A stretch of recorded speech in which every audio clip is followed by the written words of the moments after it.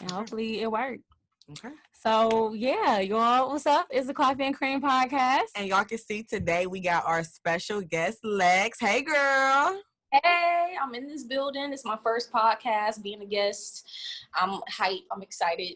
I asked on my story on Instagram if somebody can invite me on a podcast, and I kind of manifested this, so I'm happy to be here. We happy to have you. I appreciate that, you came on, and from the bottom of our hearts, because, sometimes people look and be like, oh, they only got this many followers, or they ain't got that, they got that, they ain't do that. So, you kind of, we invited you and you jumped right on board, so we appreciate that. No problem. I don't be looking at that. I don't judge like that. I just... the content, I like how y'all got y'all stuff set up. I like the branding. I like how everything. Thank you. I fuck with it. Can I cut you? Yes, please. All right, good. You can definitely please cut all that shit, fuck, nigga, all that. Whatever you got, let it come out, sis. This is express yourself. You feel me? Okay. Like, this is a lifestyle podcast, so if that's how you live, do that. You irritating. But no, yeah, because I'm not going to say, I was nervous to DM you and ask you. Somebody, man, I don't know if you're going to do it. But when you said that, I was like, you know what? Take a chance. The worst thing she could do is either just read it and not respond, and that's it. And you came back and said, oh, yeah, I love it. And I was like, oh, shit.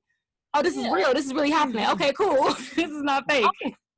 I was just looking. I don't know what happened. I think that, honestly, a lot of people from my city have a few podcasts, and somebody proposed the idea that I make one myself, but I know it's a lot that goes into it, like getting a microphone and then recording. I was just like, look, I don't feel like doing all that. Just invite me, let me be a guest. That's a little I don't have to really do that much except for just invite it and talk. So I jumped on that. All right.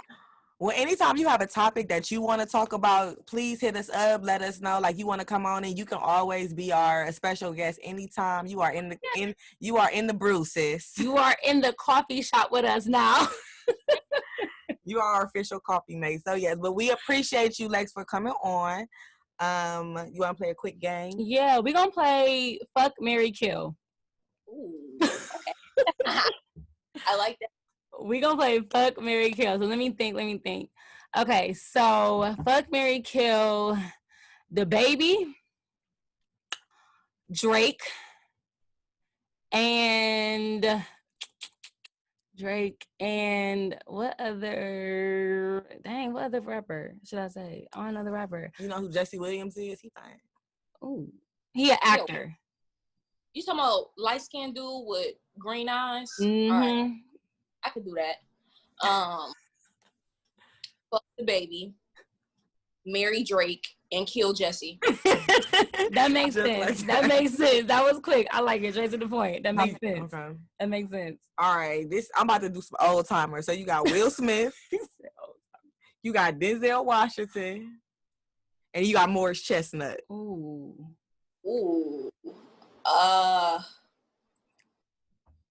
Okay. That's a good one. Mary. Fuck. That's actually something to think about. I'll fuck Will Smith. I'll marry Denzel Washington, and I'll have to kill Morris Chestnut. Dang, but you know what though? That makes sense. But Morris, he's fine, but Denzel got money, and but Will probably got Will, who? Oh, Will Smith. I feel like Will Smith. He is very attractive for his age, for sure. But I think I'm kind of having a bias just off of what I've heard between him and Jada's marriage type thing. You know what I'm saying? Like, no distance type thing. It's just a nigga that you just want to fuck. You don't really want to emotionally invest and get your heart broke. You know what I'm saying? So, so you thought deep. Yeah, Denzel. He's very seasoned as an actor. You know what I'm saying? Very seasoned. He's just a staple name. Like, why would I not want to marry anybody? And then Morris Chestnut, he's good looking, but he's never really been my fave. So that's why I'm like, I can just kill him off. So yeah. That makes sense. You know what? After you say that, I probably would do the same thing because I love me some Will Smith. Morris is fine, but it's just like you said, he hasn't really been on the scene like that. Like, it's kind of forgettable. Not forgettable, but like not relevant. You know what I'm saying? So yeah. I feel That you. makes sense. You got another one? I ain't got no more. You want to do one with us, or you want to ask us one? Okay. Let's see. Fuck, marry, kill. Kendrick Lamar, J. Cole, and who else? To the top of my head, to the top of my head, to the top of my head, to the top of my head.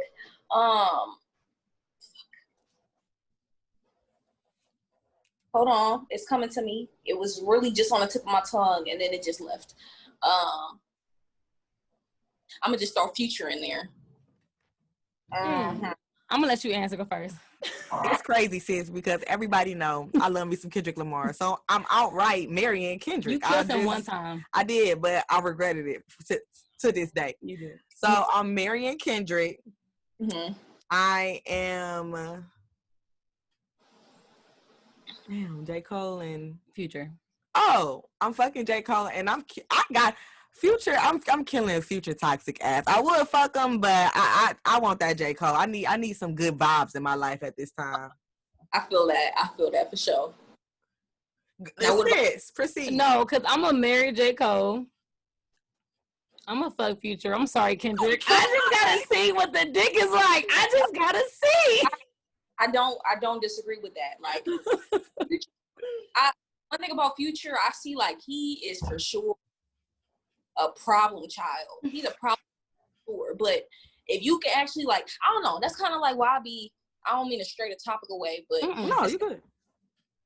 I be kind of confused when women be falling victim to being the next baby mama. Because like if you look at his track record and you listen to his music, he's telling you exactly how he is. Like it's really a way that you can get anything misconstrued. I just feel like if I ever had an opportunity with him, I would just play his game.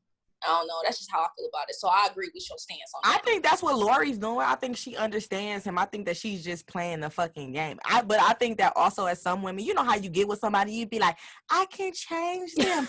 I'm better than her. No, he gonna yeah. like this about me. Like, you know what I'm saying? Like what necessarily, like we keep saying how toxic Future is, but what necessarily made him fall for Lori? You know what I'm saying? Because he really fuck with her. And we really all be like, damn, the youngest and one she got your pregnant. ass. Yeah.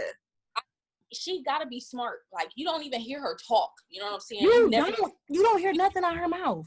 I don't know what her voice sound like, but I know for a fact that she on birth control. On birth control. She ain't pop up pregnant yet. And then on top of that, yeah, she got a man that's maybe like 10, 11, 12 years older than her, but you know, she got it on lock. So I that, especially for the fact that all of the victims that fall victim to him before her. So yeah, for sure. I got another one for y'all. Okay.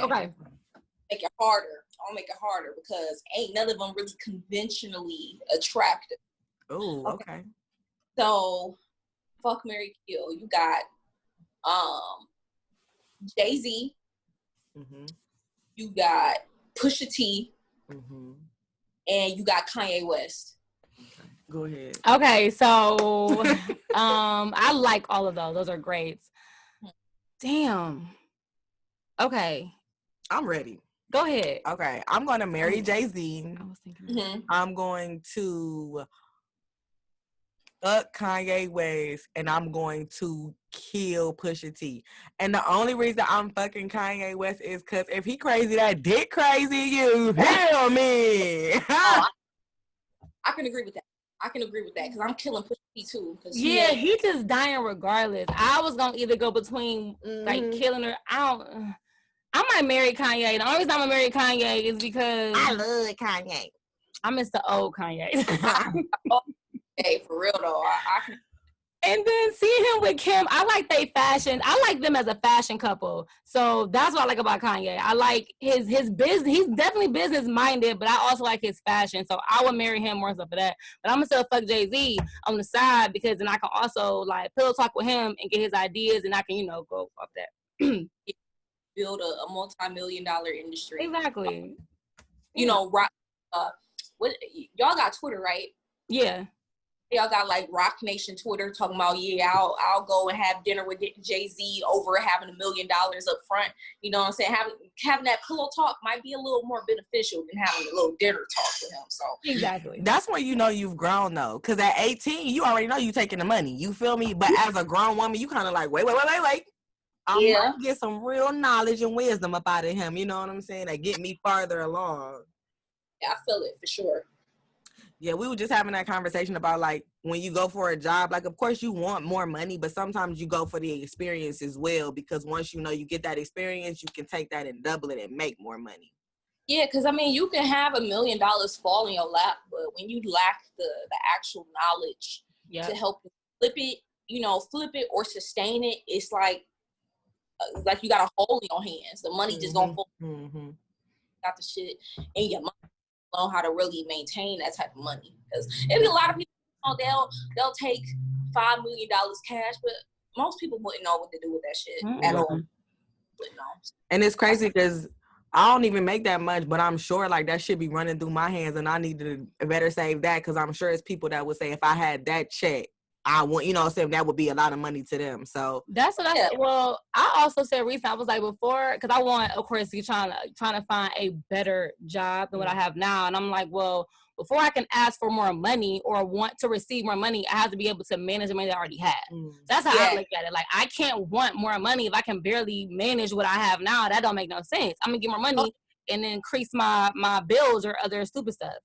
That's literally the blueprint of everything, because like I think about that a lot. Like, if you don't know how to save your own money, as little as you may have at this point in time, like when you get a large sum of money, if you become a billionaire or a millionaire overnight, it really don't matter. Like, you're automatically gonna think like, shit, I got all this money, it's expendable, I can get whatever the fuck I want. And if you ain't got no proper money management while you were once you get boisterous with the amount of money you got, it's kind of like, that's how people go broke. That's exactly. I'm kind of like an advocate for, like, when I get money, I'm putting half of whatever somebody sends to me in my savings, and then I'll leave whatever left in my checkings account, so that it's kind of like, okay, well, if I do want to spend some money, I won't feel so bad about it because I actually put money away. Right. So it's not spending more than I'm actually holding on.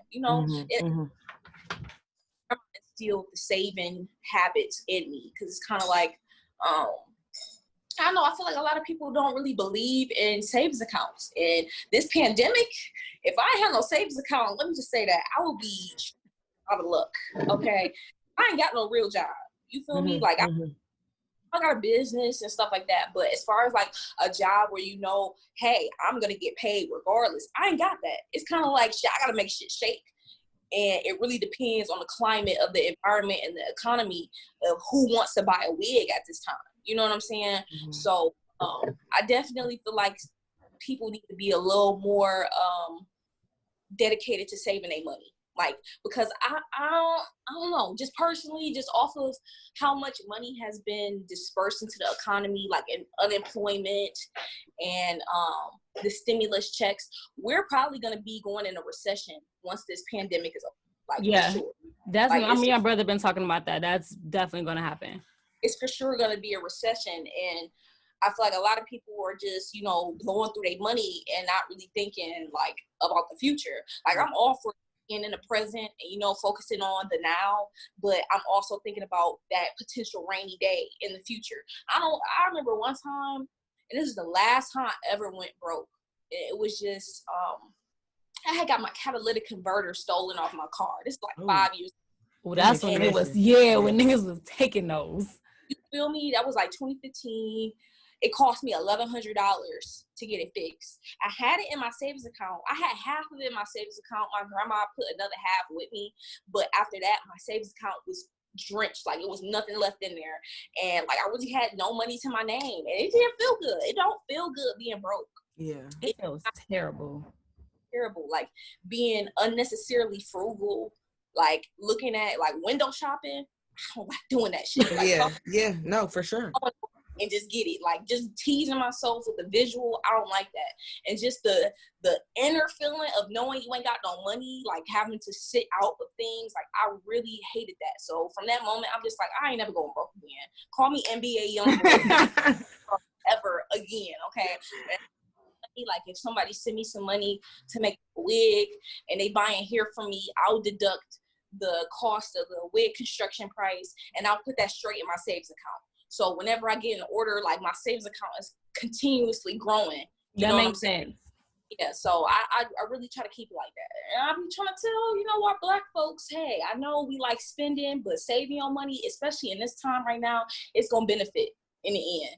And the economy, government, they already saying, like, the economy is suffering because people saving their money. Like, really think about that. Like, the economy is suffering because we want to hold our money and, for a purpose, So that shit crazy. This world is crazy, actually. So, It's ghetto. It's ghetto. I'm ready to go. Like, I'm ready to, I need to It's ghetto. Do not recommend for nobody. Don't come here. Yeah.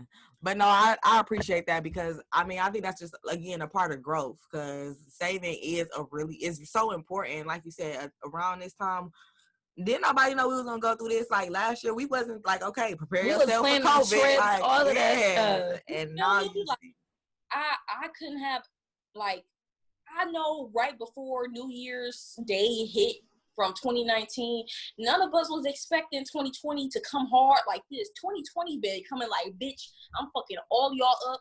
I'm fucking all y'all plans up, all y'all little travel plans, all y'all little expectations. Fuck all that shit. 2020 jumped us. 2020 is a hating ass nigga. Like, period.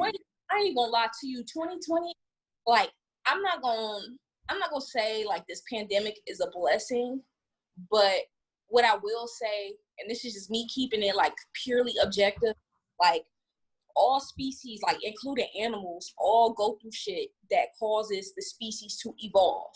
There will be people that will die off, and then the ones that do survive will be the ones that end up, progressing and evolving to the next level. And that's not me saying, well, fuck it, people just gotta die. Because, it is sad. People that lose their loved ones. I've lost people close to me, from this virus. I've lost people that went to high school with me. I've lost a distant family member from COVID-19. So it's not like I'm saying, fuck, niggas just gonna die. It is what it is. Even though, death is the most, I'll say the most inevitable. Yeah, it's inevitable. The most secure feeling that you're gonna get out of this life shit is that you're gonna die. Mm-hmm. And it's just gonna happen. But one thing I will say is, the world that we've been living in prior to 2020, like, with capitalism and just really overexerting ourselves in our work life, like, I don't know, I feel that this time right now with the stay-at-home order, even though the shit with the economy is fucking with that, but it's really a time for people to reset, to really be able to sit at home and just be like, damn, I can actually relax. I don't have to feel bad about relaxing because the whole world really is on pause right now. Mm-hmm. As humans, we've been so conditioned, especially in the United States, we've been so conditioned to feel like the superior country because we work so hard, even to the point of burnout, to get to where we want to be and to make the type of money that we want to make. But at what cost? You know what I'm saying? At what mental and physical cost do we actually go through in order to make ends meet or to try to be financially stable? So I don't know. I just look at it as like, hey, this is probably one of the only times in life right now that you're going to really be able to get this. Feel me? Reset your mental, your physical, and just be like, damn, like, I really be working hard. Like, we really be working hard. We be exploiting resources for capitalism. You know what I'm saying? So that's kind of a takeaway from it. I don't really want to look at it as like completely negative, even though it is a negative undertone. Yeah. Try to take some positivity away from it instead of, focusing on the negatives, So yeah, for sure. I definitely been seeing a lot of people. And at one point, I think everybody was kind of like, can we find the good in this? It is nice to be at home. I just think it just came hard on some people. You know what I'm saying? And that everybody's not good with change. And it was literally like one day in office and the next day you just completely, at home. So yeah, I definitely think that it was a good time because I know personally for me, I was able to bond with like, more like my parents for real, because I'm there with them. So I'm not always going out and moving as much. And then, you know, okay, girl, like let's hang out. And it's not about, well, this my best friend, so I know I'm gonna see her during COVID, but we're, you know, we don't have to go anywhere. We can just sit in the house and actually chill. And like actually now we're talking instead of sitting in the club and the music going and all this other. We actually getting to know each other. Yeah, I feel that. I feel that for sure. And I also feel that a lot of people in this country are so used to being busy and occupied. That's me. For no reason. Internal problems. Like right now, your ass being able to sit down, you about to face all of your internal problems that you've been running from by staying busy, working overtime, going to the club. And I ain't gonna lie, I've been a victim to that too. Like, you know, I before COVID hit, I would go out every single Thursday. That was a day, we call it over here, we call it Bosco Thursdays, because the club called Bosco's. We go, I'll get there maybe like 10 o'clock every single Thursday, leave at 2 a.m. It will always be a dog ass time because I'm drinking, I'm enjoying music, I'm around people. But when that got cut out, it's like, okay, how am I gonna utilize my Thursdays? What am I gonna do, you know, to kind of compensate for me not being out like on every fucking Thursday night? So I think right now it's a struggle for people who don't really do any introspection. You know, I meditate, you know, I talk with myself. I talk to myself too, you know, because it's cool to talk to yourself. Sometimes you need shit out with yourself. I tell people I'm the best person to talk to because I know me. Like if I need to be held accountable for something, then yeah, I'm gonna hit my friends up. But just to sit down and be like, okay, look, this is what I need to do. Let me think about. Let me talk out what I gotta go through. What I gotta do. Let me talk. Yeah, I've been walking a lot lately. Like literally on my lunch breaks, I'll go outside and walk, and it's been very therapeutic because I won't have no music on. And if I do, it's very, very low. And so I'm just talking. I might be praying. I just might be doing something where it's like, okay, let me really think about what I'm about to do next or what's about to happen because of this pandemic. And for me as a woman, like, you know, sometimes it's just that it's that push to be married, have kids, do this, do that, do that. And like, it was on, like, that shit was on pause. So I'm not thinking about no man. I'm not thinking about like what I'm about to do later. I'm literally thinking about myself and in this moment, like, okay, cool. So what do you want to do? You want to flat iron your hair? You don't know how to flat iron your hair. You want to do your eyebrows? Like, you could take them bitches off. They gonna grow back by the time COVID over. You know what I'm saying? Like, so it just gave you time to be like, okay, like, not worry about anybody else. And that's really hard to not worry about other people. Yeah, I completely agree with that. I think that in order to really feel good about putting yourself first, I mean, it's really about self-love. You know what I'm saying? I feel like this is another catalyst developing self-love because at the moment, like, I've been seeing on Twitter, like, once the pandemic is over, like, niggas gonna be ready to get married. You know what I'm saying? Because we so distant right now. Like, it ain't be no dating. It's like, shit, we've been in isolation for these many months. Like, I'm ready to get a ring on my finger. You know what I'm saying? But right now, it's like, if you can't use this time, and I don't want to impose on anybody and say, oh, you gotta learn a new hobby or get a new avenue of income. Yeah. On that, I'm like, however you want to utilize your time during a worldwide pandemic, you do. You know what I'm saying? I don't like how people try to regulate how people should spend their time. Exactly. But this is a time where you really should be strengthening your relationship with yourself. You know, so like strengthening your mental habits, like, as far as being reactionary. And I say that because I'm a very reactionary person. Like, somebody pissed me off, I'm ready to fight. Like, I'm ready to cut with words. Right. But and kind of like, okay, let me think shit through before I really give somebody my energy in a reaction that I might feel stupid about later on. You know, I'm pretty sure everybody has gone through something where they've reacted to something out of anger, and then they'll think back when they calm, and it's like, damn, I really could have just sat that one out and, you know, handled it a different way. So I just feel like right now, just sitting down, a lot of people should really just utilize the ability to just work on themselves internally. You know, come out of this a better person. Come out of this a little more patient. Come out of this a little more caring and understanding for yourself. You know, so yeah, very true. Yeah. It's only a selective amount of people that's gonna understand that. You got I ain't gonna lie. It's there's a lot of people in this world that's just here just to breathe the air and just walk the earth. They're not really here to serve a purpose. And I hate to say that, but it's really true.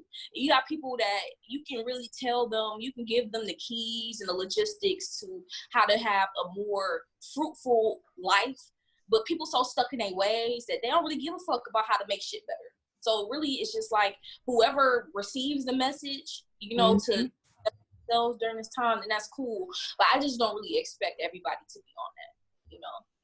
I agree. Well, yes, thank you for that. Look at you shedding light on the COVID-19, because people need that. People need to hear a positive message throughout COVID, because it was a present for a lot of people. You know, a lot of people lost their jobs and they didn't have things. So anytime you can take like a positive entity from something and make it really big, I think that that's dope or whatever. So because you did that, I want to give you your coffee personality.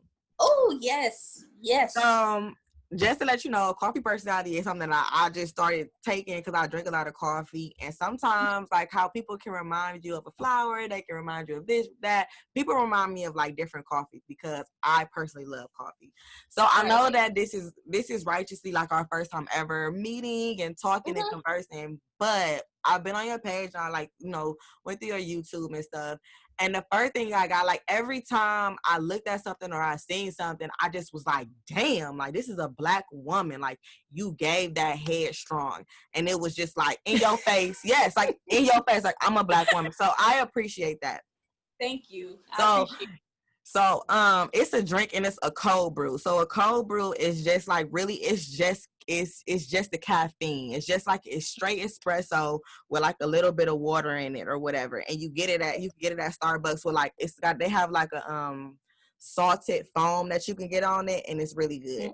So the reason I said that you remind me of a cold brew is because I remember somebody was telling me like, yeah, man, I drank this cold brew. I keep drinking them, and they're very strong. Like they give me what I want, so I gotta like, I need to chill. I need to stop drinking them. And for me, I feel like as a Black woman, people feel like they really want to know us until they get to know us, and they be like, damn, you a lot. And it take real people to get to know that. And you come off as a real individual. Like you can tell, like you don't hang with a lot of people. You got the people that you fuck with.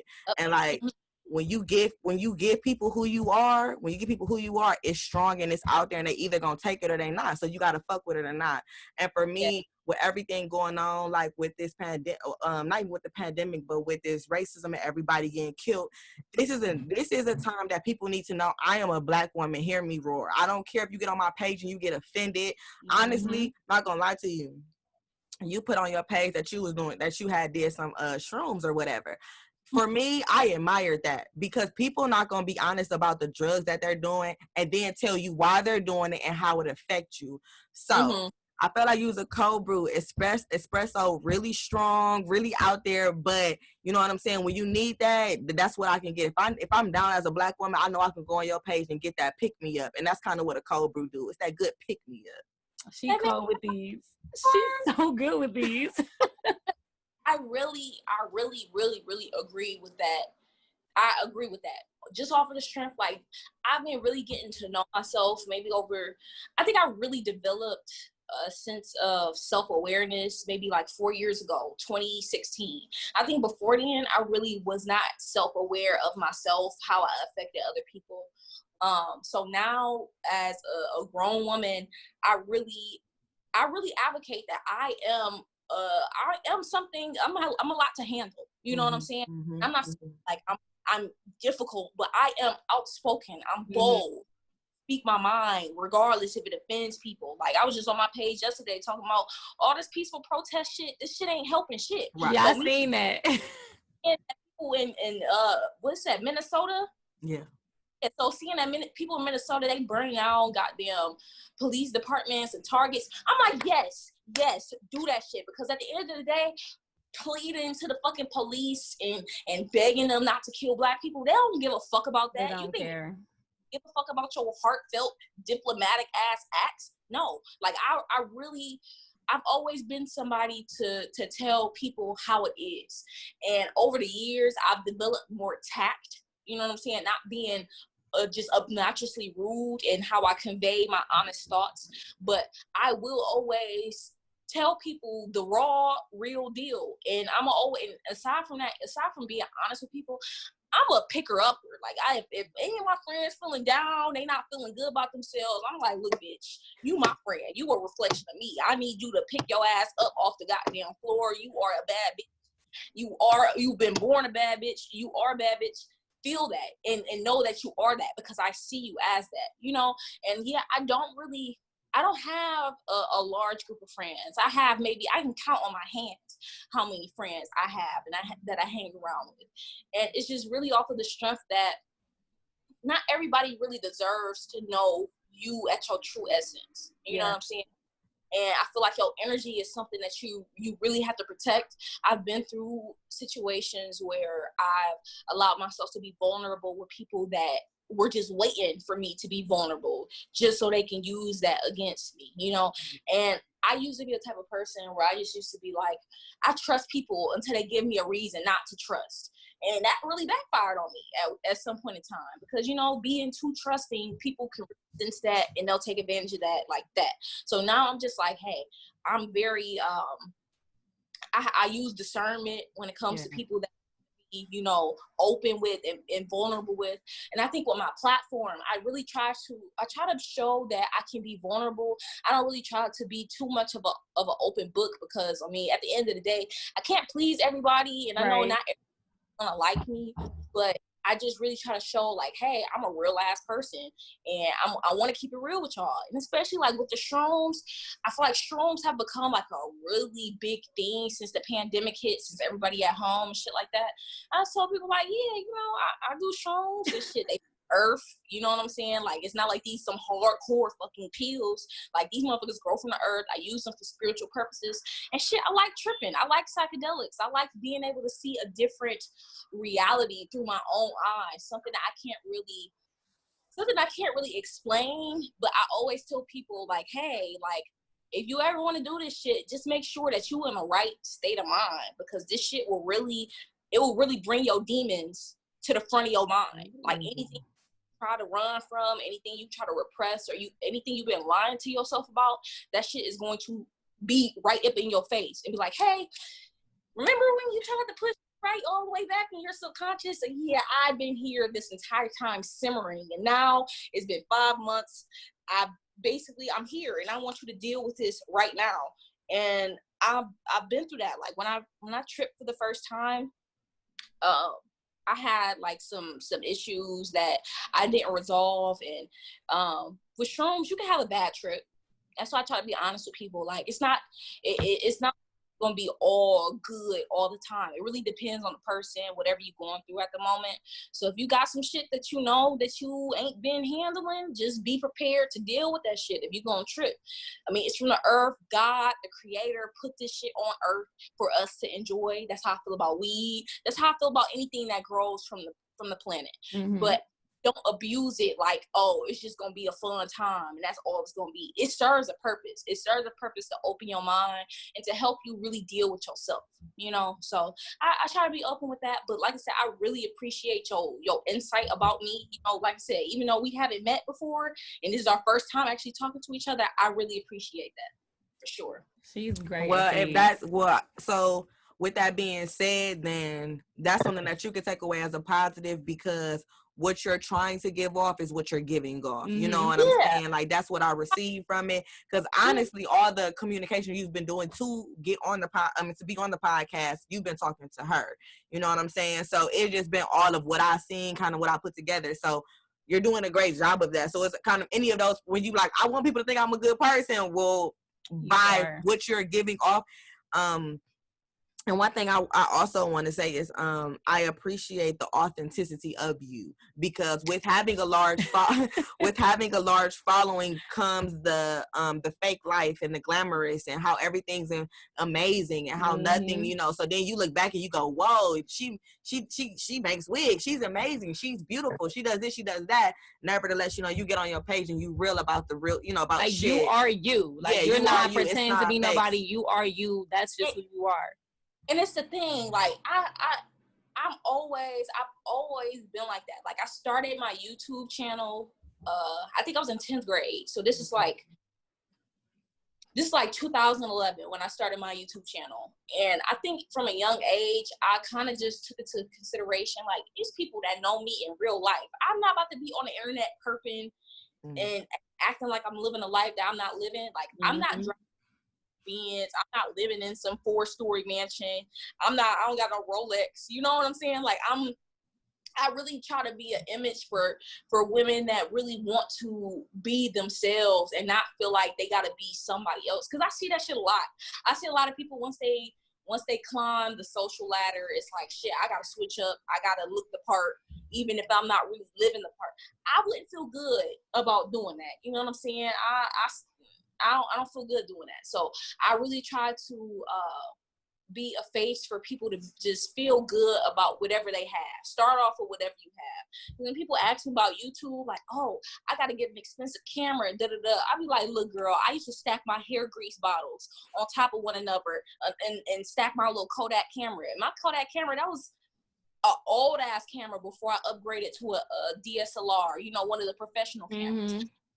Start off with what you got and work your way up. Because at the end of the day, trying to overexert yourself to try to look the part for people that's probably been doing it longer than you, it's gonna probably make you burn out, or you just gonna keep comparing yourself. You know? Yeah.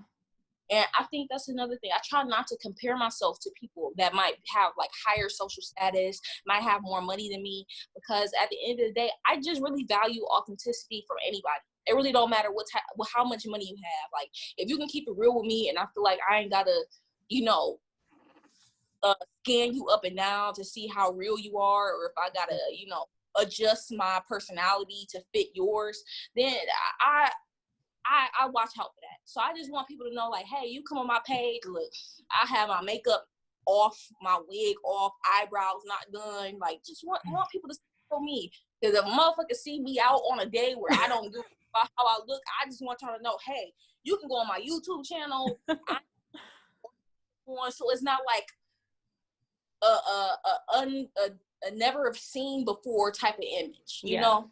So you are the definition of real ass bitch. Give a fuck about a nigga. Big Birkin bag. Stripes on my ass. So he's okay, we know how to break out into song. We break out into that song every time. I'm so sorry. Every video, every episode. Felt like she was giving. Yes, she does. We break. That is our anthem. Okay, let's cheers then. Cheers to you, sis. Cheers. I appreciate y'all so much. This is really fun. We not finished. We got you for. We got you for 30 more minutes, sis. Okay, we're not done yet. So we're gonna jump into the brew because that wasn't even our brew. Right. It was great. That was our intro. No, that was our espresso shot. Oh, okay. Into the brew. Okay. Because you know how I like my coffee. Oh yeah, you jumped. Okay, sis. I see how you did that. I see how you did that. Yeah. So we're gonna talk about.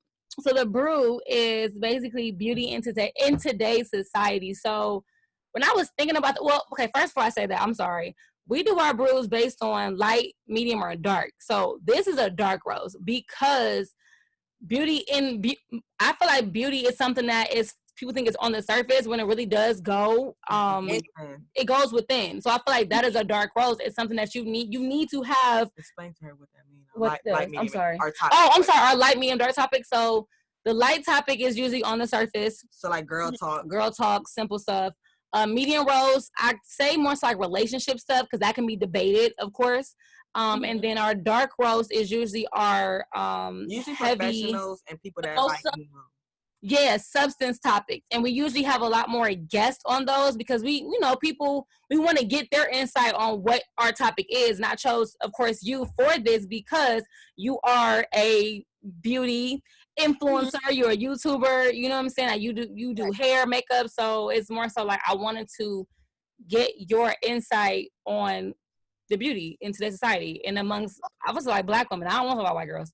Oh yeah, no. No white people are allowed in Wait, Black African. Like say that again. Say it again. This is no white people. No white people are involved in this conversation. This is an African topic, okay? So yeah, I'm gonna dive right. Oh God. Oh, I feel that naturally, and I feel like damn near every Black person knows that Eurocentric beauty features are more accepted in the beauty society. So a narrow nose, you know what I'm saying? Light skin, light eyes, curly, like loose curly hair, you know what I'm saying? And I ain't gonna lie, I've been victim to compare myself to these Eurocentric standards because I got a wide nose, you know what I'm saying? And I'm brown skin. I might not be dark skin, you know what I'm saying? But when it comes to light skinned women, I mean, in this world, and it's sad to say, it's really not gonna be a change with how people perceive light skin to be more beautiful, even though you got people that's fucking smart and they know that dark skinned women and brown skinned women are fucking beautiful, but just from racism and assimilation, you know what I'm saying, people just naturally take an upper hand to light skinned people with narrow noses, light eyes. And not to cut you off real quick, hold that thought. I just want to make it very clear, as Black people, because somebody made the comment to me the other day, like we're the only race that goes against one another. We have to remember we were trained for this. Yes. We were trained to be divided because I'm light skinned, so I'm in the house, you're dark skinned, you're in the field, so now you're mad, but I'm mad. So we were always trained to be pulled apart and against each other. And regardless, white people are always going to, because they know that, they're always going to make a light skinned person feel better about themselves than a darker skinned person because they know that divides us. You know what I'm saying? Yeah.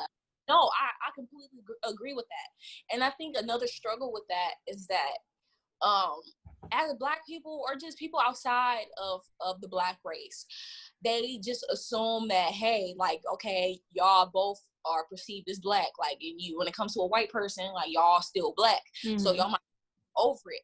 But the conditioning is so ingrained. It's been hundreds of years. Like, hundreds of years. Like, this shit is just not going to go away. Like, unless we restarted this world with a brand new fresh slate, like, this shit, it's just not gonna go away. Yeah. You that are so deeply conditioned, and I even take it to my dark skinned women with 4C, 4B, 4A hair that got so much self-hate ingrained in their hair, and I hate that just off of the strength that, I don't know, I be advocating for all women to just learn what their hair likes so they can actually know how to take care of it. So they just be like, shit, I just hate my hair because it's not loose and it's not curly. But I can't be mad at them for feeling that way either, because white people that came along and they demonize our natural hair. They demonize. Look at it, pick at it. Ooh, why is it like that? What can't you, like, what the fuck? Like, our hair naturally grows up to the sky. Like, our hair grows towards God, towards the heaven. You know what I'm saying? Yes. We get that's how our superpowers come from the sun to our hair. We receive messages from our crown. Like, we receive messages from our crown. So I feel like naturally, and this is just another mixture on top of it, just some Black people empowerment. White people are detrimentally intimidated by our Blackness, period. Our melanin, our versatility in our hair. Yeah, okay, assimilation caused us to want to perm our hair and, wear straight hair and shit like that. But that's not our only way to wear our hair. Our hair can be curly. It can be woolly. Our hair can get braided. We can lock our hair. Them motherfuckers be trying to, they be trying to.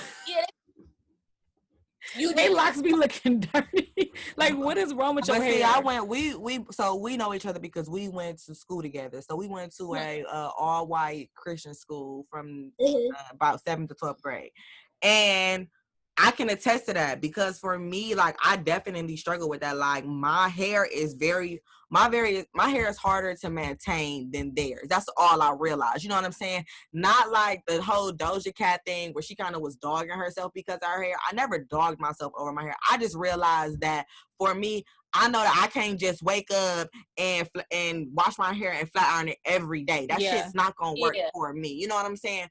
But even still, for a very long time, I only wanted my hair to, like, look a certain way. But now I'm like, bro, listen. Y'all about to get this fresh. All right, it's poofy. It's not pressed right now, but get it. Get into it. Yeah, and I ain't gonna lie, like, I got my first perm when I was in middle school, and Like my mom always used to put my hair in a big ass puff ball at the top of my head, and by this time we watching music videos of girls with the long straight hair. And I'm like, shit, I want to wear my hair down. I want to wear my hair straight. Whoop, whoop, whoop, whoop.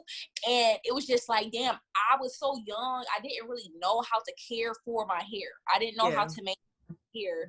I didn't know what products to use in my hair. So permanent was just like the next best thing. Mm-hmm. But I've grown out all of my relaxer, and I really learned how to take care of my hair. I would never go back to perm my hair ever. I would never do that shit to myself. Girl, I have not had a perm since like 7th grade. The first time I permed my hair, whoo, Jesus. And I have fine hair. Mm-hmm. And the only reason I permed my hair, honestly, was because at the time I was in 6th grade, I had a light-skinned friend, and I was like, Mom, I want my hair to look like her hair. She's like, yeah. Well, you don't need it. I said, yeah, but I want my hair to be just that straight. I want to wake up at 6 in the morning and get my hair pressed out on the damn stove. I don't want to wake up that early to get my hair pressed. Yeah. She said, okay, fine. That shit took my hair out. I was bald head for like 2 years. Not 2 years, like 2 years. I was bald headed because it took my hair out. I said, oh, never again I'll do this shit. Yeah. You feel me? Like when I got my first perm, like I said, I think I was in 7th grade. And then my last perm, I think, was my 10th grade year in high school. And I think it was a combination of my mom always doing my hair, and I didn't know how to perm my own hair. I kind of didn't always want to have to go to my mom for her to. I like to have my own autonomy to do hair. And then, I start seeing my little curls at the top. I'm like, shit, I would actually want to see what this is going to look like all the way grown out so I can actually appreciate them. So now it's like, I be telling people, like, especially on a good hair topic, I be telling people, don't be around me referring to good hair as loose curls and smooth little baby hair. Good hair is healthy hair, regardless. I'm really trying to change the narrative of how Black women see their hair, because Black women with kinky hair, very coily, coarse hair, and they feel so down about it. Because it's hard to maintain, and it seems like it's easier for everybody else, because that's how my hair is. Like, I have very, very thick hair. Like, my shit is, oh my gosh. And like, for a long time, it's just hard to maintain. So you just feel like for example, for us, she has beautiful hair. Like, she can wash her hair and go. She put her little twist in. Like, her hair be cute. Her hair dry and be cute. My shit dry and be all crinkly.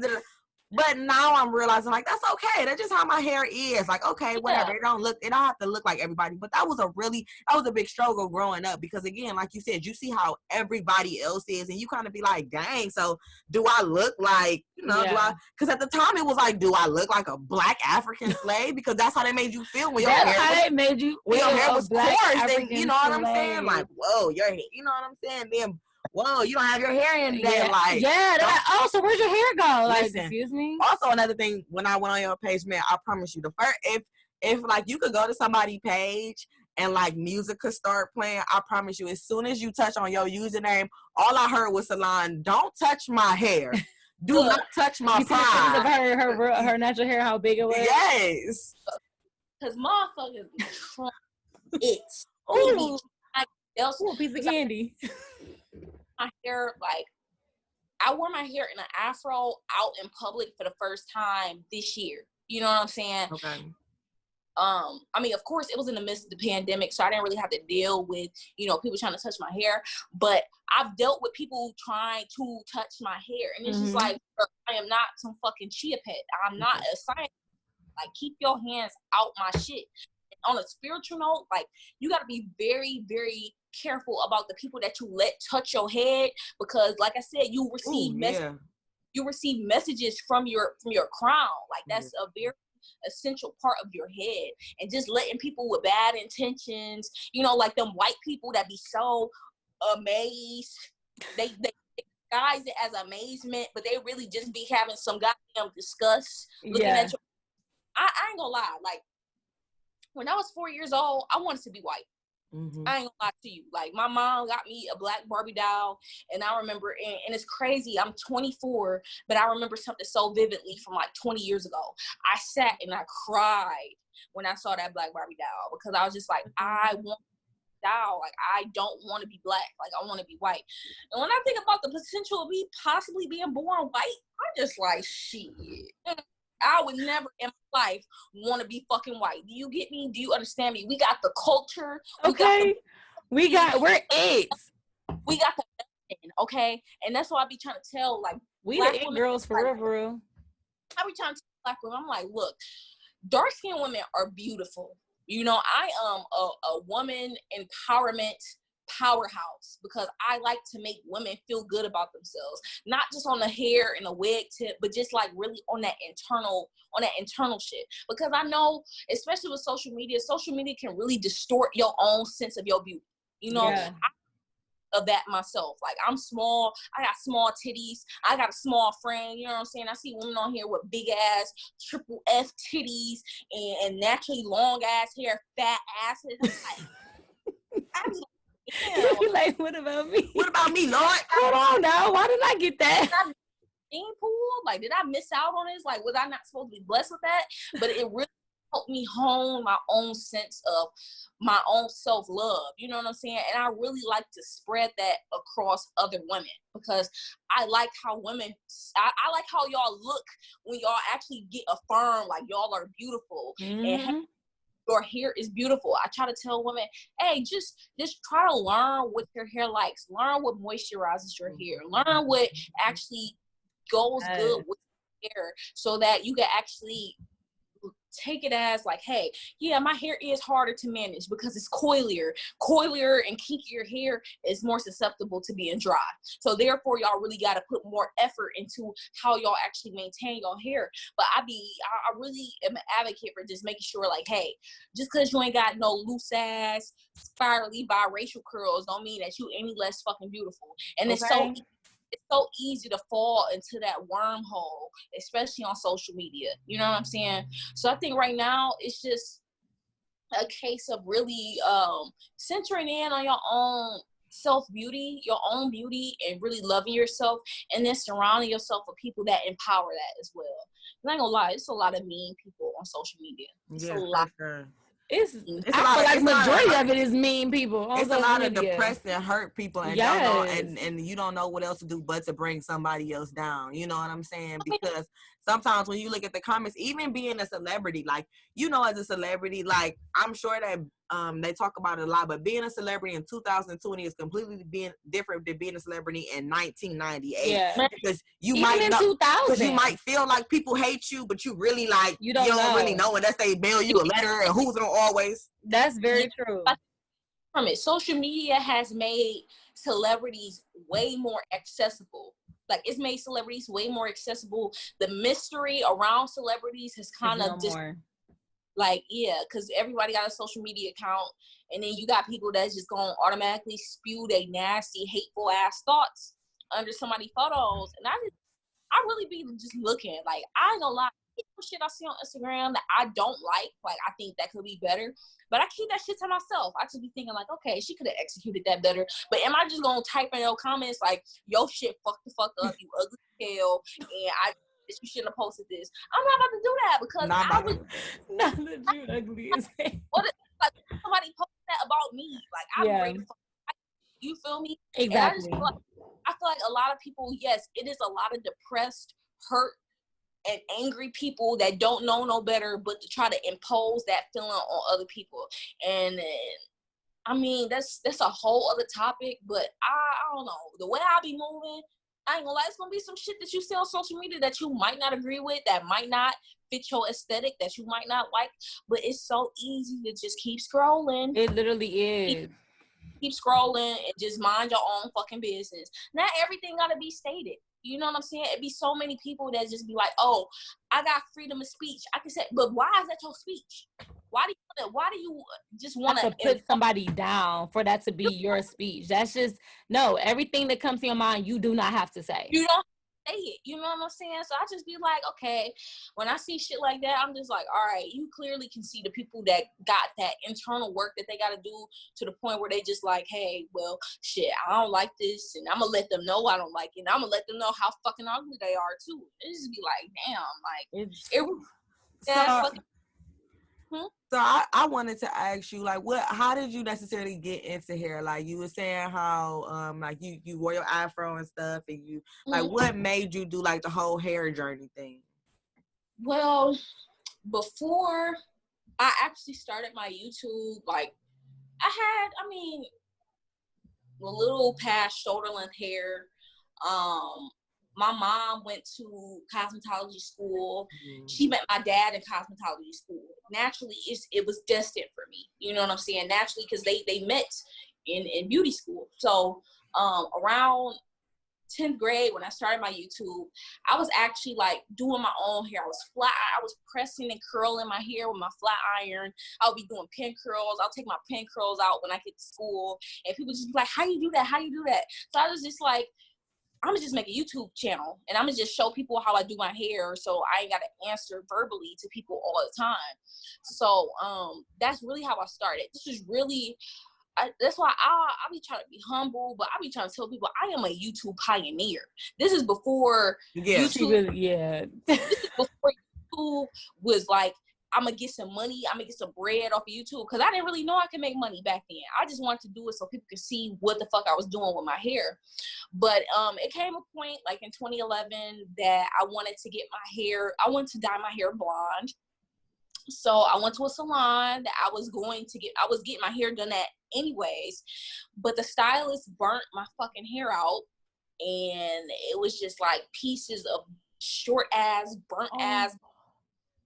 And I'm just like, man, look, I just need to cut my hair off. I cut my hair off into like a short ear length bob. And then I was just looking at how damaged it was. I'm just like, look, I'm about to go on a hair journey. I need to figure out how to grow my hair out. I want my hair to be long, and I want my hair to be healthy. And I just want to figure out a way how to do that on my own without having to really resort to other people. So I remember that same year I started my hair journey. I got my first weave. I begged my mom to let me get a sew-in, and she got me some cheap ass hair. This was Outre Cream Jackie.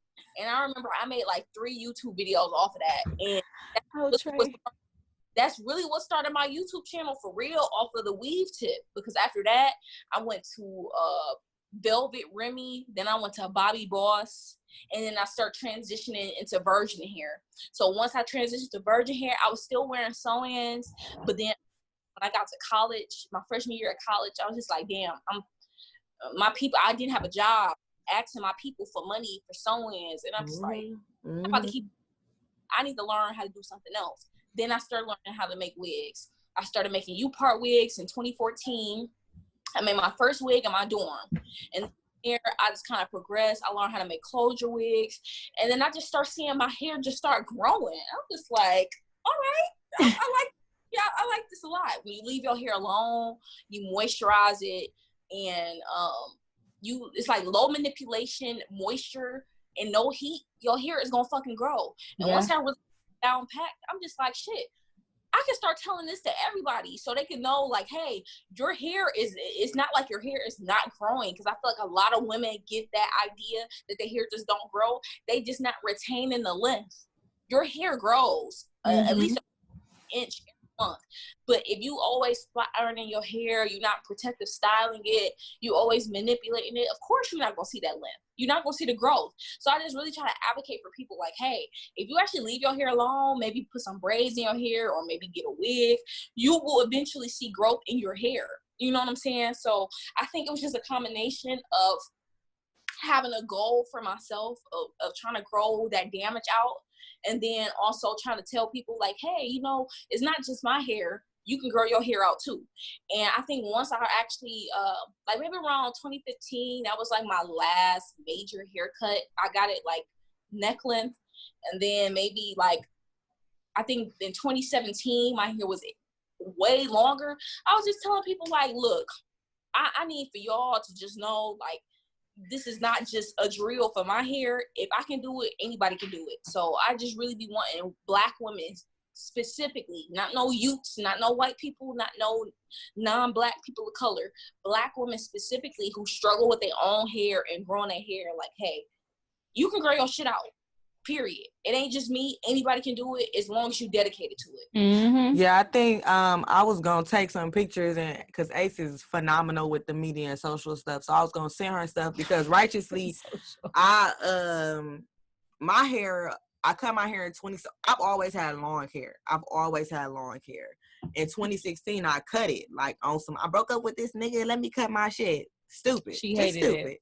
I It was cut cute. my She hair, just hated it. But I feel what you're saying. I felt like my hair did not grow for 2 years. Like my hair just stayed like here righteously. So last year I was just like, you know what? Like I know that I can get my hair to grow because it's grown before. So I literally went through a whole hair journey, and I promise you, I did exactly what you said. I keep braids in my hair. I literally have 2 stylists. I have one stylist in the shop that will wash my hair, deep condition it, and she'll fly down there for me. But then I also have another stylist that just braid my hair specifically. That's it.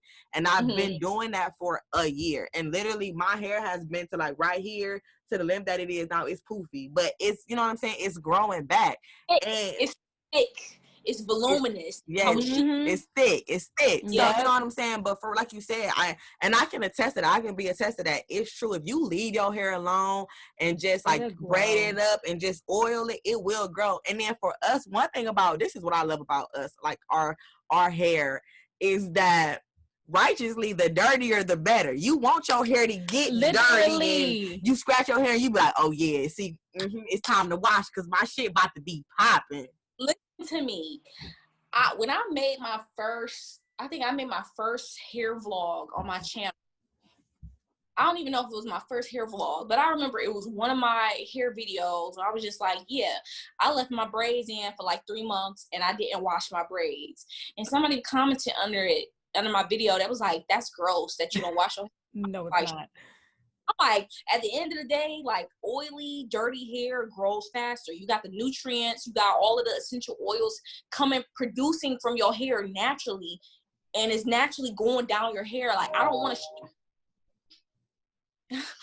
to strip my hair of the natural oils growing. Like I'm okay with having to pat my head like a goddamn mad woman, having to scratch my head at night. I'm okay with that because I know my shit is growing. That's funny. Literally, when I tell you, because like I said, I've been following your YouTube and your Instagram for a while, and just seeing your hair growth, your hair journey. And I literally would send my friend your pictures. I'm like, look, girl, not Cartel, but my friend, she's trying to grow her hair out. And I'm like, look, this is what she says. You want to start wearing wigs, what you need to do, blah, blah. She's like, well, I can't just not wash her for 3 months. I said, yes, you can. You don't wash her. I'm like, I literally cut my hair off. My hair was this short 2 years ago. My hair is, I literally wore braids. When my hair was long enough to grip for braids, I put braids in my hair. I've had braids in my hair for 2 years, just continuously getting them. My hair is grown. My hair is longer than her hair, and she's been trying to grow her hair out. I'm like, you just got to stop doing so much to your hair. Stop. Let it grow. Every fucking week. Literally. Girl, every week. Wear some goddamn protective styles. Wear some natural styles. You know what I'm saying? Like, people don't want to sacrifice. People don't want to sacrifice the instant gratification of having straight hair. You know what I'm saying? Like, if you sacrifice for 3 months, and I ain't gonna lie, I be telling people like, look, I straighten my hair maybe like, I'll say maybe like 3 times a year max. I've already hit my 2nd time this year, so the next time I straighten my hair is probably gonna be in the fall. You know what I'm saying? And that's normally how it goes for me. But before I started my hair journey, bitch, I wasn't wrapping my hair. I was straightening my hair morning before school. Do you understand? But listen, that's deep. People don't understand how important it is to wrap your hair. If you don't wrap your hair, it's gonna fuck up. So you're naturally gonna need to get it done again. And you know, motherfuckers ain't got silk pillowcases. If you don't want to wrap your hair, at least have silk sheets. Look, Liz sleeps on a silk pillowcase. I don't put it on no more. Not I don't have time. I don't feel like you. Look, not no nigga. Now we go over his house and he got them cheap ass pillowcases. And you be like, bitch, I'm amazing. If you get no silk on this house. You feel me? They got that rough ass 50 count thread sheet cotton. Not the 50 count. If they got a pillow, but we ain't gonna get on that. We is not gonna get one solid pillow. Solid. That he need. You don't see me? You don't see me? You feel me? So I You're not supposed to do that. Look, wrap your fucking hair. Just wrap wrap it up. wrap it up, preserve that shit. Like when you get in the shower, I double wrap my shit. I got my scarf on, I got on it, and I got a shower cap. I'll probably even put a plastic bag on my shit. Dead asses. No moisture touch my hair, especially if I'm trying to preserve it. Mm-hmm. I think the most recent time when I straighten my hair, once I sweat that shit out, I'm just like, look, I'm not even about to put no more heat in it. I'm just about to twist my shit. And then once that got old, I'm just like, fuck. I'm just about to wet my hair and wear wash and go. Yeah. And on top of that, just having that discipline to not always want to put heat in your hair. A lot of women ain't got that. Mm-hmm. They just like, oh shit, I see a little puff. I see a little thickness. I'm about to straighten. I ain't gonna lie. I kind of did that when I straightened my hair this most recent time. Maybe like the first 3 days, like I'll see a little puffiness at the roots. I'll hit it with the flat iron. Oh, I'm good for that. I'll look at myself. I just be like, look, this is no, why for real. For real, I got my hair done Monday, and I got my hair done Tuesday, and I probably like hit it, touched it up. But today, we was like, I'm like, let me touch it up for the camera. Then I was like, man, listen, people have to take me for who I am because and she worked out 2 days in a row. Yeah, I've been working out. I'm not about to burn my hair for you, for motherfuckers. If you, oh, look at her hair. Oh, look at my hair, bitch. Because I'm not about to burn my shit for y'all. Your hair looks good. I think when I sweated my hair out, it was just like instant root puffy. I get root puffiness. I can't work out. See, I can't work out with my pressed hair. Mine is from the back. It's puffy in the back. Like up here, it'll be straight, but like from the back, I sweat up here. Yeah, that's where I sweat. My shit start at the root, so I'll be looking like my neck. Crazy as hell. So I just be like, look, I maybe 2 to 3 years of trying to grow out some heat damage. I'm not about to damage. Woo, that heat damage is a bitch. You feel like this is maybe the first, no, I won't even say the first time, because like I really was wearing wash and goes in 2016, but my curl pattern in this year is so defined.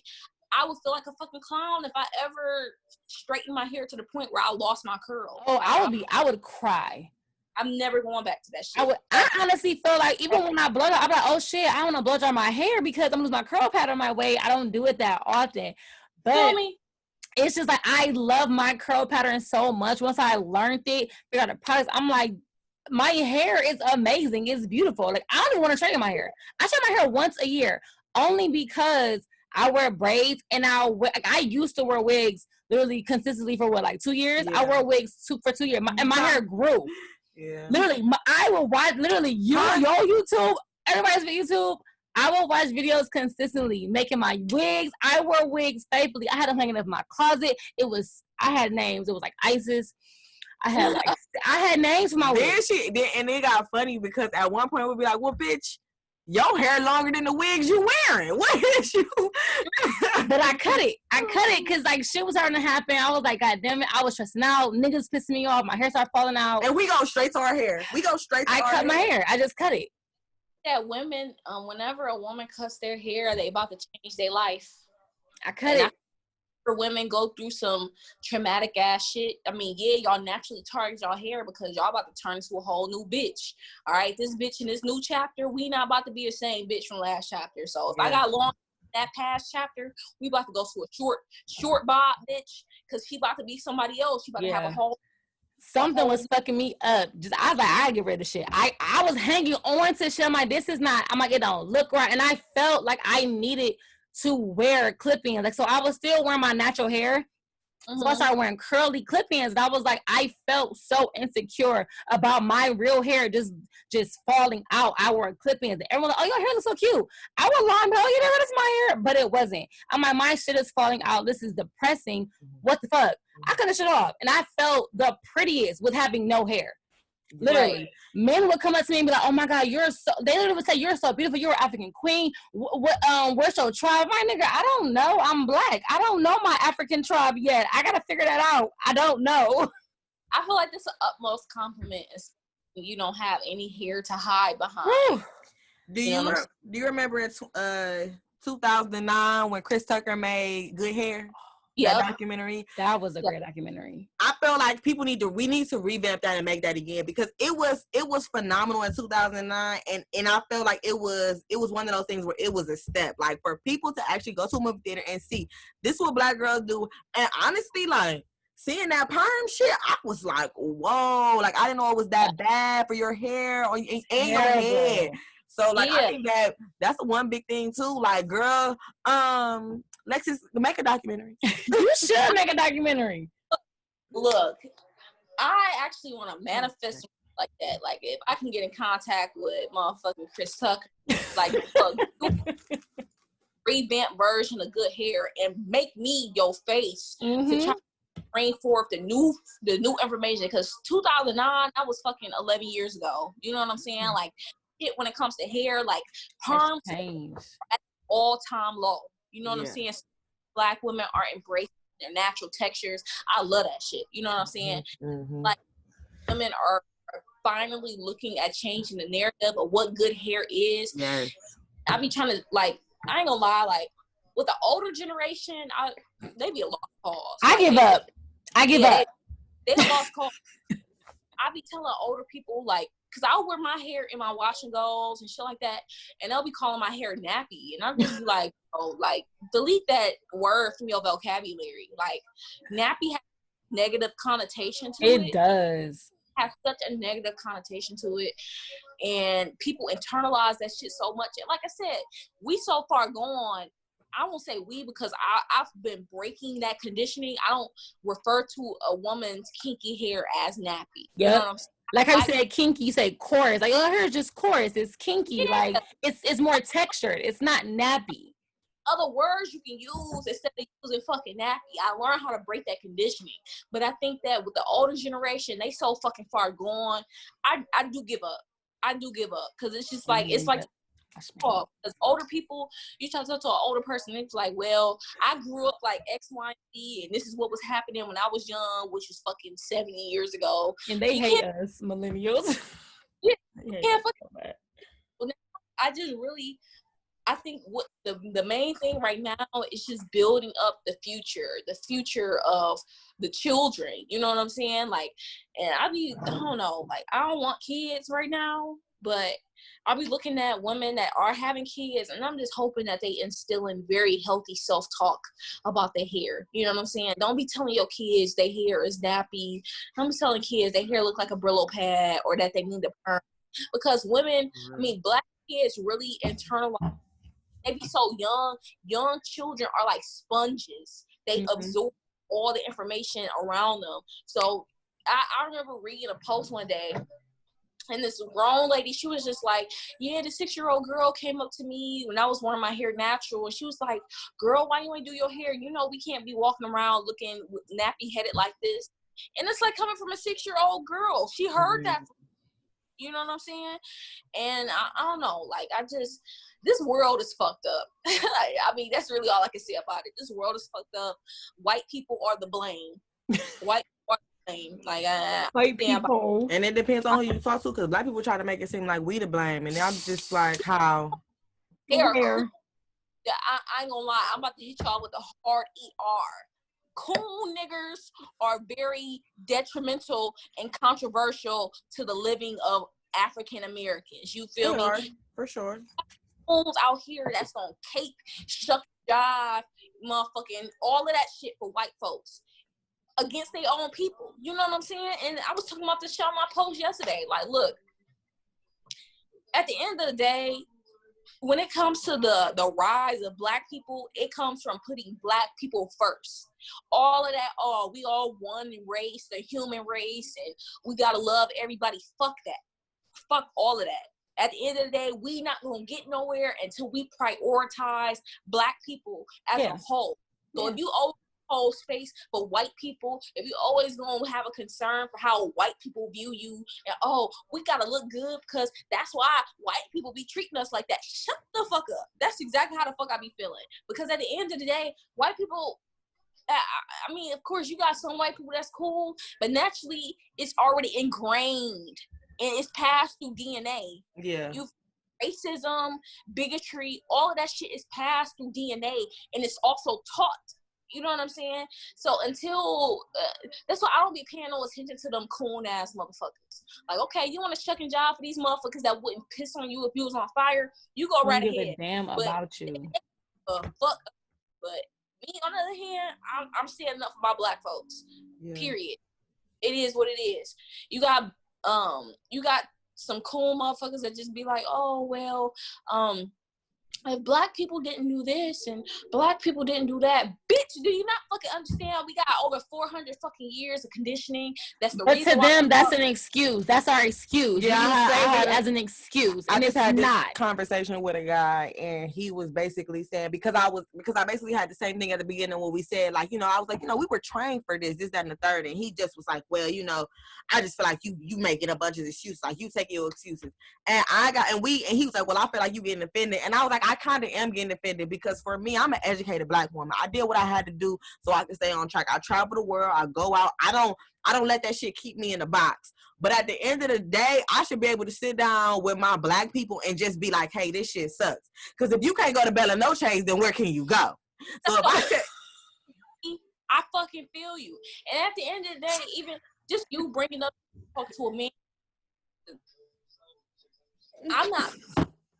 Look, I love men, but niggas is stupid. Okay, niggas ain't got the range. I love me some black men, but niggas is stupid. Okay, damn. Like, what are you saying? They stupid. They ain't got the depth. They ain't got the range. They ain't got the perception. They ain't got the observance. They ain't got the objectivity. Everything is purely subjective when it comes to a black man. And I won't say for all black men, but a good group of them are highly subjective when it comes to racial matters. You know what I'm saying? Like, a lot of them niggas be so fucking dense that's why I be conditioning myself. Like, look, as long as I know what the fuck I'm talking about, it don't matter. Because I'm not about to let no nigga mansplain me about fucking hair textures and why they think that girls with 4C hair shouldn't be natural, but girls with a 3A and a 2B hair, they should be natural. I'm like, nigga, I don't give a fuck about what the fuck you gotta say, because at the end of the day, them same niggas that can't get no haircuts during this that's letting them B2Bs grow out, and they trying to find somebody that's gonna love them with no fucking hairline, no fresh haircut, with them like I said, them fresh ass B2B. Or they got them little things in their beards looking all nasty. Wait, ew. Holding lint in them motherfuckers. You been rolling around that. They holding spit. They holding all that nasty ass shit in them bitches, and they want to find. So funny. But they also want to talk about how bitches with 4C hair shouldn't be going natural. Nigga, fuck you. At the end of the day, fuck you. At the end of the day, because your ass would not be looking like the cream of the fucking crop if you didn't have somebody to be cutting your shit. Because when these niggas be letting their hair grow out, they be realizing they shit look exactly like the people's whose hair they be bashing.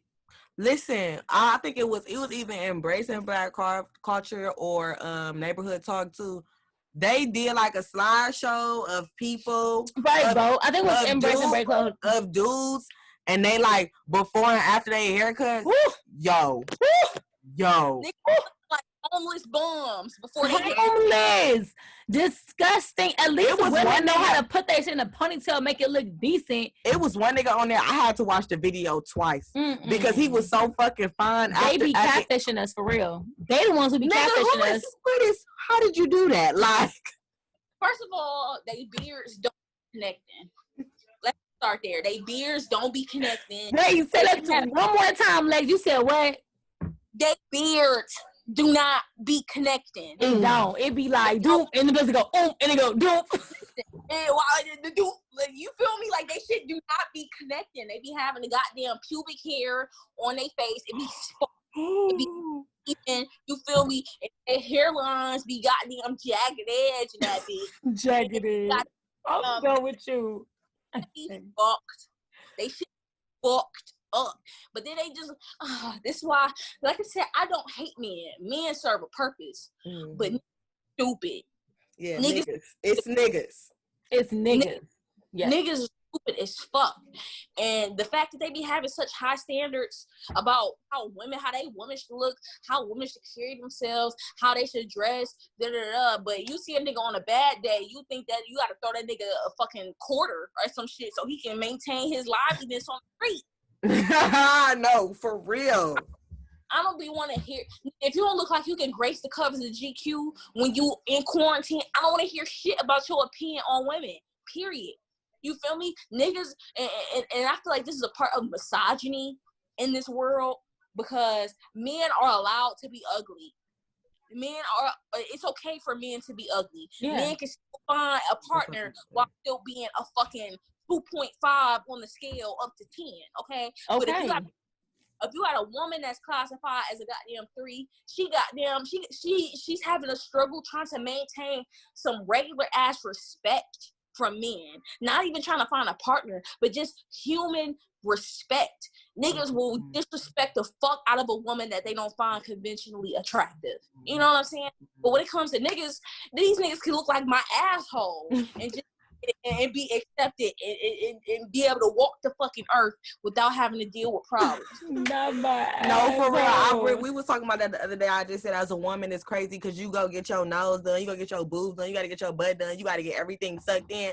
Meanwhile, if you look at some of these actors, you be like, bro, but you know, they'll say that, like, when a woman get old, like, that's it for you. You had your prime when you was real beautiful, but as a man, you can still act and be old and still have and be a prime candidate because you're a fucking man and you can just be old. So it's okay for you can grow your gray hair and look good or feel like you look good. And it's more, you can't do that. It's misogyny and it's patriarchy. Patriarchy is the goddamn poison of this world. Because at the end of the day, the way I feel is, I think that, okay, you got some men that be still on the same shit with the salt and pepper look, but women still be just as fucking beautiful. Yeah, I love women with gray hair. I think it's the beautiful. I think that is so beautiful when a woman just lets her gray hair just grow. It's beautiful. But you got like Fat Boy, SSE, like all these fat niggas that just got all this money. But as soon as but then they want to like clown Lizzo. Then they want to clown. It's just, I forgot the other girl. It's another girl on Instagram. Ooh. She just do like encouraging messages, but she's a bigger woman. Oh, I'm talking about. You talking about the girl with the long nails? Yes. She was on Instagram before these girls was popping. I remember her. I remember her from like 2014 type shit. Yeah, I remember her. Yeah.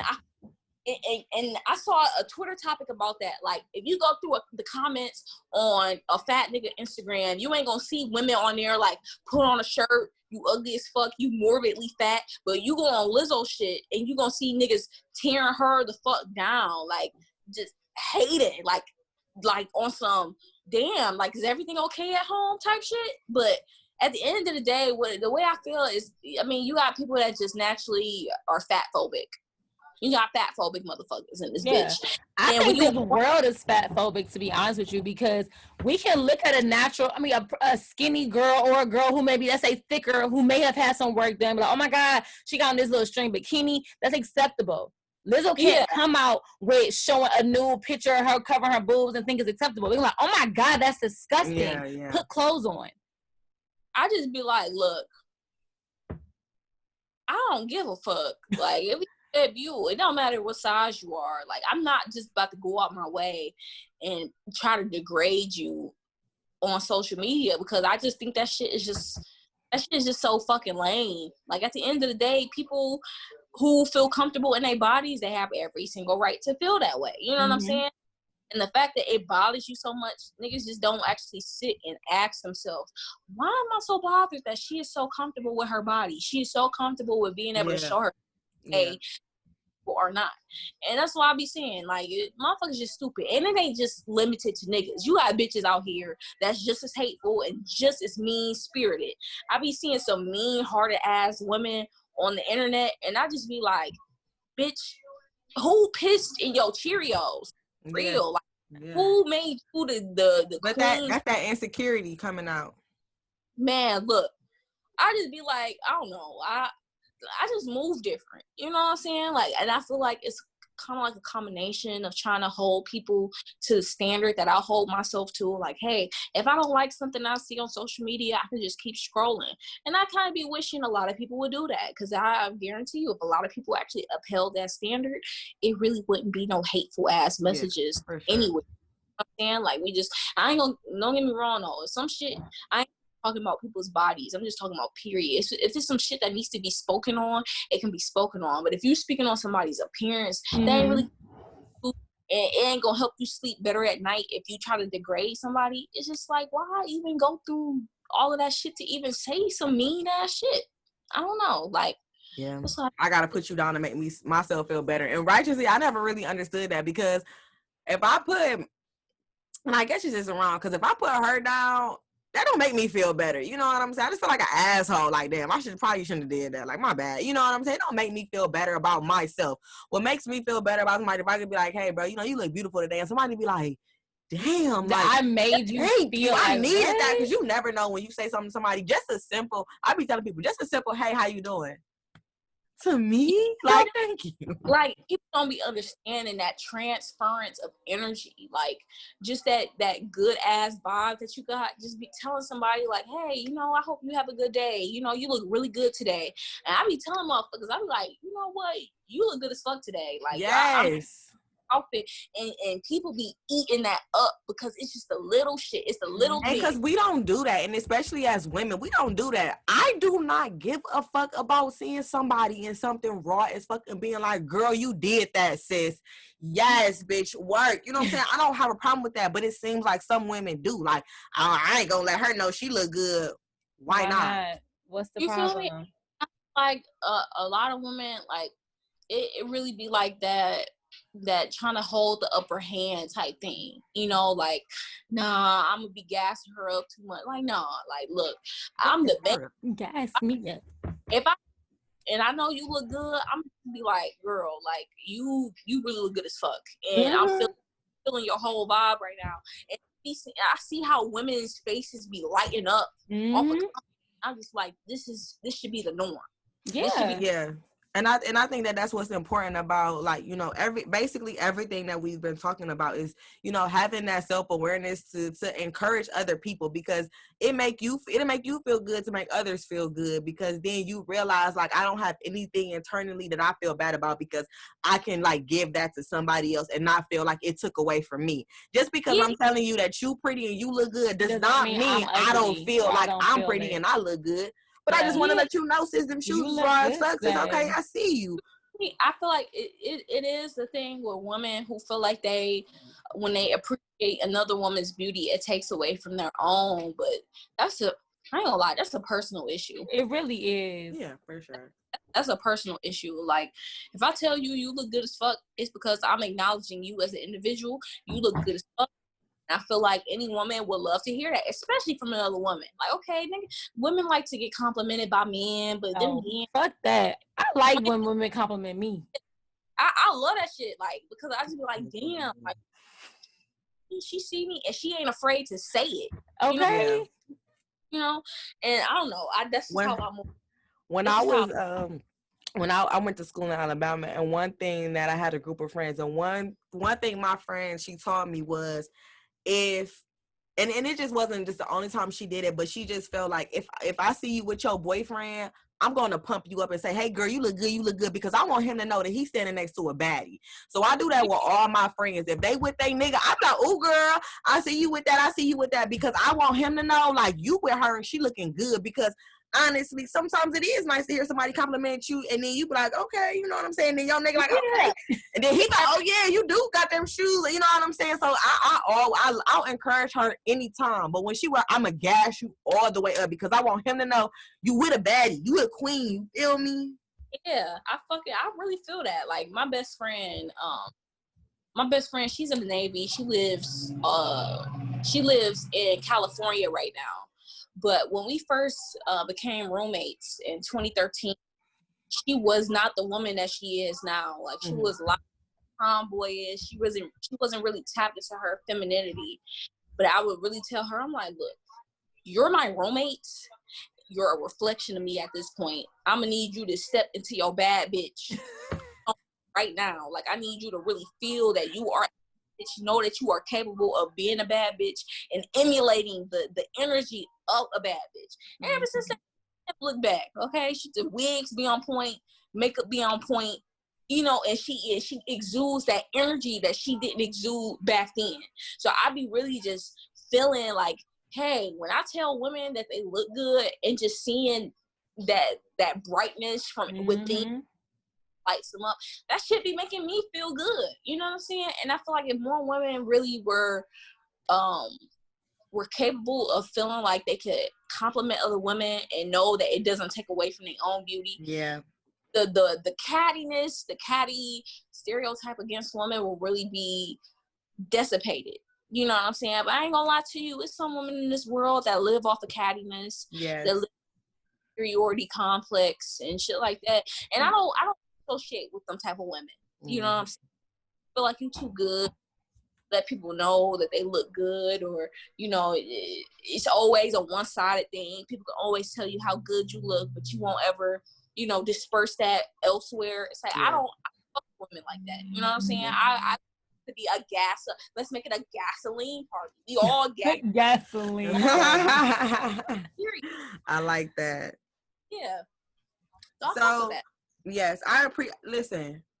We appreciate your insight. This part was like one of the best I think this is probably gonna go. This is our top 3. This is one of our top 3. You know, we got a toxicity episode, and that shit crazy. We're gonna have to get you on that and talk about that. But I just really want to say thank you. You know what I'm saying? We've been doing this podcast for about a year, so we just trying to get it off. And I just appreciate that you came on, and as an expert of hair, you've been doing this. You know, your parents, you came from hair, so you know you got that. And your hair, number one, is laid.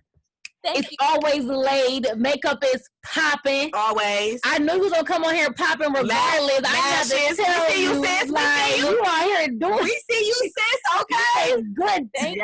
Yes. Like, I really, really appreciate you reaching out to me about the podcast, because I ain't gonna lie, you're the only person that reached out to me about being a guest on the podcast. And like I said, I was just going through my message requests, and then I actually opened it, and I was just like, oh shit, this is an actual invitation to be on a podcast. Of course. And I'm glad you opened it. You know me, like, I'm not one of them people that's just like, oh, they got a whole bunch of followers type shit. You know what I'm saying? Like, I believe that everybody starts off at wherever they at, and just because you got a whole lot of followers don't mean you got a whole lot of engagement. That's true. You said it all the time. I'm just like, when I read it, I'm just like, shit, I'm really fucking with this. I'm trying to be honest. And I think when I went on y'all podcast page, I screenshotted that picture y'all posted about the types of toxic people. And it was funny because me and my friends was having a whole conversation about toxic people and just seeing the names and shit like that. And then actually being here today and then seeing how y'all so on brand with the roast, with the light, medium, and the dark. I'm like, I fuck with this. I really fuck with this. Thank you. I'm very appreciative that y'all reached out to me to do this. Like I said, everything happens for a reason. You know what I'm saying? True. Like, shit, the worst thing she could do is say no or just read the message, and you went and sent it anyways. As soon as I saw that bitch, I'm like, I'm there. Like, I'm right there and there. I'm trying to see what this shit is popping for. And this not your last. This not your first last. You got more. Not. We gonna always. We might take a trip out to Michigan and come out there. That ain't that far because we in Ohio, sis. Yeah, so that ain't that far from us. Listen to me. I think that having a podcast with you two, and then whenever I get back with my best friend, because she's supposed to be coming in from the Navy. She's supposed to be visiting like in July. Let us know. I think that if we were to all collectively do a podcast, because we be on that spiritual shit too. You know what I'm saying? Yeah. Look, I ain't just a surface level type of bitch. Like, I can dive into the ocean of substance. Yeah. And I want people to know I'm not just hair and I'm not just makeup. Like, I got a brain, I have intellect. And I think right here, right now, that was a real showcase of showing not just their looks. Like, we actually have mentalities. We have actual fucking personas and brains, you know, actually express that shit. Like I said, I'm in love. I love this shit. I'm very happy. I love y'all vibes. I love how we've been vibing with our conversations, how it's been bouncing off, no awkward shit. I love y'all energy, so I really, really appreciate y'all for bringing me on here. Dead ass. Yeah, thank you for it. I really am like, I don't want to say I'm a fan, but I really do. I'm a fan. I just appreciate your authenticity. I can't say the fucking word. I appreciate it. Like seriously, like dead ass. And the thing is that you're younger than me, like way younger than me, but you have a mature mind. Yes. So for me, that's what attracted me to you for the most part, like with everything from wigs, makeup, intellect, everything. Like when I sent your page to her, I was like, look, I want to. She wants to be on it. I'm like, this is why I want to have her on her, not because of her the wigs and everything. I'm like, no, she really dives deep into conversation. It's not just the surface with her. She dives deep. I hate surface level conversation. I ain't gonna lie to you. I hate small talk. I want to talk about the shit that matters. I want to know. We've outgrown that. Yeah, like why are we talking about this? What are y'all? I'll be 30 in October. I just turned 26. Yeah, girl, I'm old. You thought she was older than me? Yeah. Everyone, I ain't gonna lie, it's probably because I'm childish as fuck, but everyone thinks she's older than me. I don't know why. Me and you look like we could be the same age, but then again, black don't crack. Black don't crack. That could be, you know what? That could be it. So awesome. It's just probably because, and then I'm older. But people think she about your age, don't you think? Because you what, 26? Yeah. People think she about 20. They think I'm like 20, 24, 25. I'm like, you know what? Maybe that's what it is. I just look young, and we look around the same age. I really think it's the glasses. I ain't gonna lie to you. The glasses. I wear glasses too, Lex. Like I got glasses, and niggas still think I'm younger. Lex, I'm gonna tell you why. Sis, it's this upper body. You feel me? It's this upper body. It's her titties. You feel me? I don't have titties. I got booty. I don't have titties. I don't have one letter. I don't have two letters. I got three letters when I put this thing on, baby. That's it. Look, I never guessed. I would never that you about to turn 30. I ain't gonna lie to you. So I appreciate it, but I'll be 30 in October. No, I ain't gonna lie to you. That ain't nobody gonna believe you. I got my ID. Look, my ID.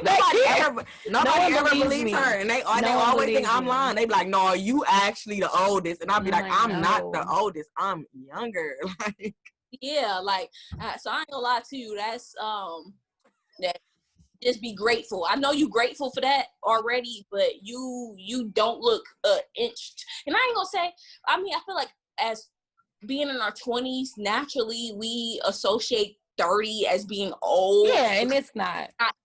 And it's not old at all, but still, white people be aging like old milk and bananas. You know what I'm saying? They be like, looking. You said, how old were you? How old are you? No, sis. Karen, what did you say? 7. They be like, I'm 27. Look at every little bit of 40. Like, girl, shut up. You know you didn't raise 3 kids. Like, no, it's just me. It's just you. Feel me? Like they be having them deep ass fucking under eye circles. The crow feet be smile sinking in. You feel me? Like it's terrible. Look, keep what you're doing, keep being unproblematic, keep spewing love. You know, let go of fuck niggas. Yes, and let go. Let them go. Well, you gonna keep that shit. You gonna be looking fucking 25 at 60. Period. I wholeheartedly go. Period. I be telling people. She is, because her mama look good for her age, so it running the family. You feel me? Because I'm 24 in November, and I get carded everywhere I go. Everywhere I go. And I mean, right now I got on my wig and I got on my makeup and shit like that. But when I'm wigless and I'm makeupless, I be looking like every bit of 15. No, sis, you look 18 right now. You could have said 18 and I would have been like, okay. Yeah. But when you said, but I at least thought you was 20. I thought just because of maturing and everything, I thought you was 20. I thought you was like my age. I thought you was my age. Yeah, but I'm only 24. You know, I'll be 25 in November 23rd. But I appreciate when people say that my mentality is mature. I don't like to come off as childish. Don't get me wrong. I am a child at my core. I honor my inner child. Yeah, but a 100% stern ass, serious all the time ass adult. But when it comes to the shit that matters and really getting gritty, I can center in on it. You know what I'm saying? And like you said, and like I was saying, you outgrow things. You know what I'm saying? Like, yeah, I can still have fun and be childish with you and laugh and joke. And we can make jokes about certain things, but when it comes to serious topics, it's like, deeper than that. Really get into really a have a conversation. And sometimes you cut people off who can't get into those deep conversations where it's like, you don't even want to talk about what's going on in the world. You just feel like you can't do it. Why not? Man, I done cut off friends that can only keep up with topics that happen on the shade room. All right. Because if you can't talk about the shit that's happening in depth, I have nothing to talk to you about. Like, I'm not about to sit up here and talk to you about celebrity gossip. I don't give a fuck about them motherfuckers. And that's why our podcast is not about celebrity gossip, because we enjoy it when it's there. I don't want to talk about it 24/7 because I can see it myself. Why come back and talk about it again? What's the point? Especially on the podcast. Like, our podcast is not that. We are strictly a lifestyle podcast. Like, if you ever get a chance, we on like at every type of like streaming platform, but we don't talk about celebrities. Like, if we talk about it, we might bring them up. Like I said, like I referenced Doja Cat or something. But to just sit out and have a whole episode about a celebrity, that's why I don't do it for me. Like, okay, we can mention it, but if this is your whole, if this is the only conversation you can hold with me, you can keep up with me about, then we just can't be friends. I let go of a friend like 2 years ago because she just didn't have no depth. She ain't have. I ain't feel bad about it at all because shit, like I don't make myself out to be better than anybody, but if I got more depth and more substance than you, I don't have no shame in admitting that. And if you can't help me grow, then what's the point? And then if you don't want me to help you grow, like you don't want to learn about this, you don't want to understand it. With this specific person, there'll be times I'll bring up Esto. I can't even think of how to pronounce this fucking word. Like, on is getting to me. I'll be thinking of some very deep shit, and the conversation just kind of mellow out. It'll just kind of die down. I'm just like, bitch, you supposed to back and forth with me. Dive deep into it. Like, what are you doing? Yeah, so I completely agree. So like I said, that's why I enjoy this. I enjoy this podcast because we talking about shit that matters. We talk about shit with depth, substance, and not no petty ass bullshit. Yes, for sure. So again, we appreciate you being on here. Every time we kind of end our podcast, we have an espresso shot.